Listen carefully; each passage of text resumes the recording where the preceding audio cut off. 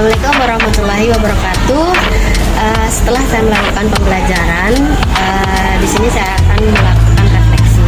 Nah, dalam pembelajaran saya itu saya menerapkan pembelajaran diferensiasi dan juga penerapan 4 KSE dari 5 KSE.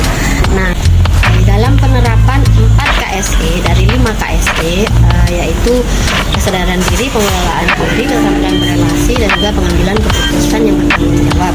Nah, di awal mereka itu melakukan keputusan bertanggung jawab, yaitu mereka memilih profil belajar mereka sendiri. Nah, di sini nanti kaitannya mereka itu pada penerapan diferensiasi proses, sehingga dalam proses belajar mereka itu melakukan pembelajaran sesuai dengan keinginan mereka sendiri, sesuai profil belajar mereka sendiri. Nah, yang kedua dalam kesadaran diri. Nah, mereka secara sadar mereka harus menyiapkan satu kertas. Jadi di saat mereka melakukan diskusi atau kolaborasi, mereka itu menulis jawaban benar mereka secara jujur. Jadi secara sadar mereka itu menulis jawaban benar dengan menggunakan cara penghitungan turus. Nah, yang ketiga selanjutnya itu yaitu pengelolaan diri. Pengelolaan diri ini dalam hal mereka itu menerima pendapat orang lain dan juga menghargai pendapat orang lain, dan juga mereka memberikan sanggahan dalam artian sanggahan tersebut itu membangun sesuai dengan materi yang diajarkan. Jadi tidak hanya menyanggah, tapi mereka menyanggah berdasarkan teori yang sudah diberikan.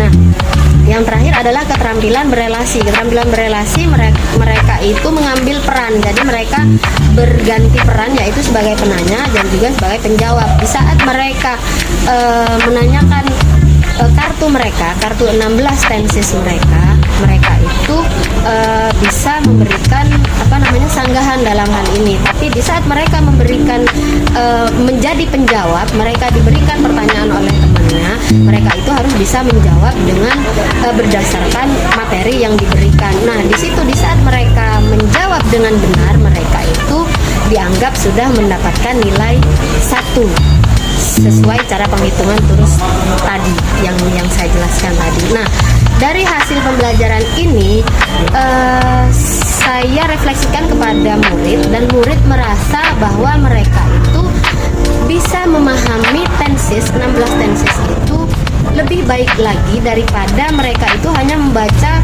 materi.